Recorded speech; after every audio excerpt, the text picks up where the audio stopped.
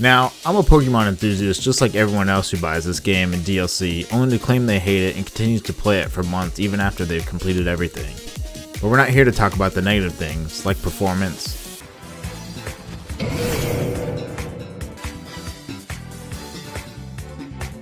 graphics,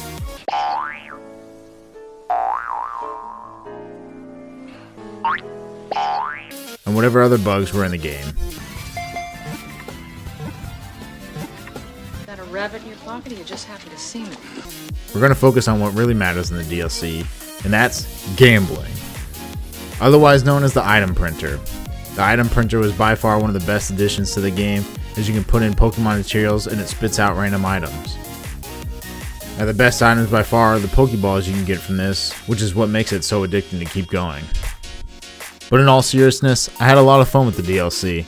I love going to a new area and being able to catch new Pokemon from older games. So catch me at the Pokemart buying all the Quick Balls. The list of all the Pokemon left out is still pretty big, so I hope they have a plan to bring the rest of them over, or at least another big chunk. The different biomes are a great way to add diversity to landscapes, with similar Pokemon to fit those areas. There was a lot of speculation about hints of a new Unova remake. The DLC makes a lot of references to the 5th generation, from background music and battle music to straight up being called a love letter to Unova. You even get to see the daughter of the Driftvale gym leader in the DLC, which hints at only one thing: Clay was hitting it raw. Unova is technically next up in line to be remade, but I'm honestly not so sure because I've seen so many theories about it both getting remade or not at all. Either way, Gen 5 stands rise up.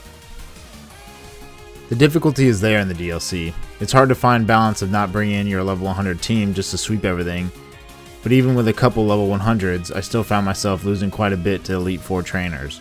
Probably just a skill issue though. The Elite 4 challenges to actually battle them could have been avoided completely, as they're just totally negligible and seem like filler so you just can't walk in and battle. However, it follows suit with the main game with the gym leader challenges.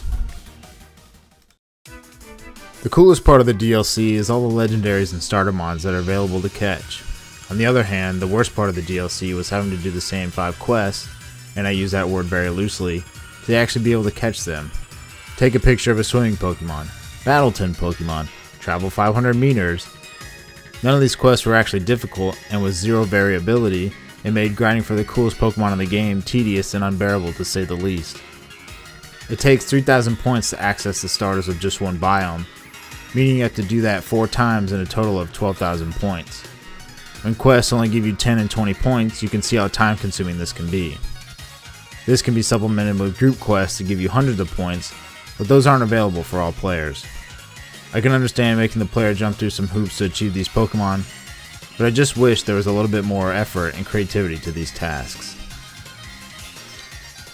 The DLC also added a feature to play as your Pokemon with the Synchro Machine. The creativity I've seen from this was pretty cool, and I'm glad people had fun with it. Most importantly, listening to Appleton's footsteps. Indigo Disc is the second part of the Area Zero DLC, and the highlight of the entire DLC wasn't even Area Zero. It was just some kid in his villain era because you got beat one too many times by trainers in a Pokemon battle. Say cheese, Kieran. I'm a little confused on why the DLC is called Area Zero, because you literally don't do anything with that part of the game until the very end. And when you eventually make your way to that final part, the big lead up is just a turtle. A turtle. I'll give credit to the game because the final raid was sort of challenging, but the Stellar Terra type just seems so left field that I wonder why they even added it to the game.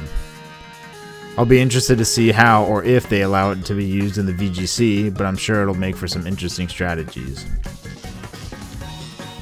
I had a lot of fun with the DLC, and I hope they come out with another before the next game comes out. But at the same time, I wish they'd take their time with their next project and make something for the fans to appreciate, or even just to make slightly less meme-worthy. It's sad to see a project like this be in the form that it's in, when it's supposed to be in the same class as Zelda and Mario. I think I would speak for most people when I'd say I'd rather wait for a polished game to be released than to rush one just to please some fans. But let me know what your thoughts are about the DLC, and what you wish to see from Nintendo in the future. Peace.